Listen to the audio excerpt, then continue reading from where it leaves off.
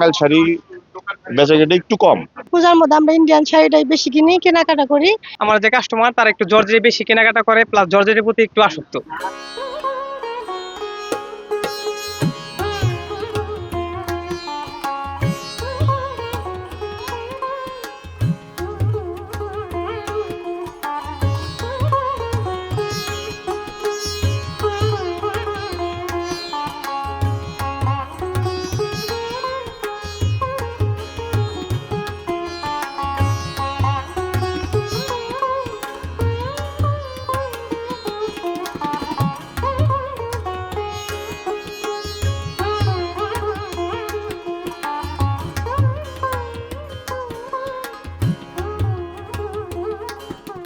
পূজার মধ্যে আমরা ইন্ডিয়ান শাড়িটাই বেশি কিনি, কেনাকাটা করি।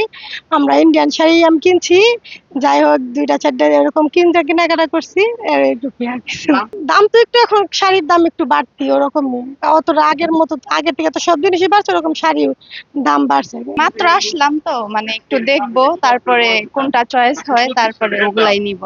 আগে একটা 2000 টাকার শাড়ি কিনলে ওই শাড়িটা এখন দেখা গেছে 3000 3,500 পড়তেছে, আমাদের বাজেট ফেল হয়ে যাচ্ছে। এই জন্য দেখা গেছে শাড়ি হয়তো বাজেট 3টা কিনতেছি, 2টা আর সাথে একটা 3 পিস কিনতেছি, এইভাবে চলছে আর কি।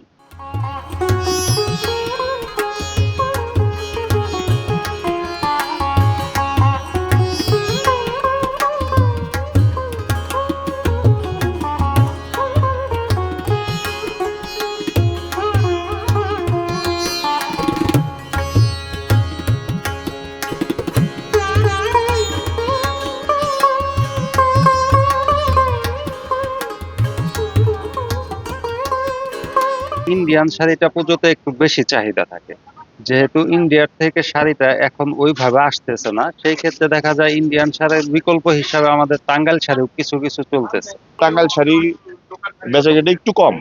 এদিকে আপনার মানে ইন্ডিয়ান শাড়ি যে শাড়িগুলি রয়েছে, সিল্কের শাড়ি, তারপরে জর্জেট, কাতান, এই শাড়িগুলির প্রতি এই পূজাতে যারা কেনাকাটা করে তাদের একটু আগ্রহটা একটু বেশি থাকে।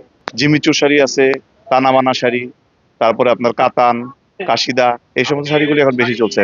ইন্ডিয়ান শাড়িগুলোর চাহিদাটা একটু বেশি। গত বছরের থেকে একটু খারাপ, তারপরেও আশা শুধু মোটামুটি ভালো আছে। আশা রাখি যে আগামী 2-3 দিন আছে, এই 2-3 দিনে আরো কিছু বিক্রি হবো। পূজা উপলক্ষে মানে আমার যে কাস্টমার তারা একটু জর্জেট বেশি কেনাকাটা করে, প্লাস জর্জেটের প্রতি একটু আসক্ত। কারণ পূজার মধ্যে আপনার জর্জেট গুলা মানে একটু বেশি চলে, আর মানে জর্জেট সবসময় গর্জিয়াস হয়, এর কারণে জর্জেটটি মানে আমরা একটু বেশি কালেকশন করি। সুতির একটু কম চলে। পূজায় ভালোই চাহিদা আছে, মোটামুটি খারাপ না, ভালোই।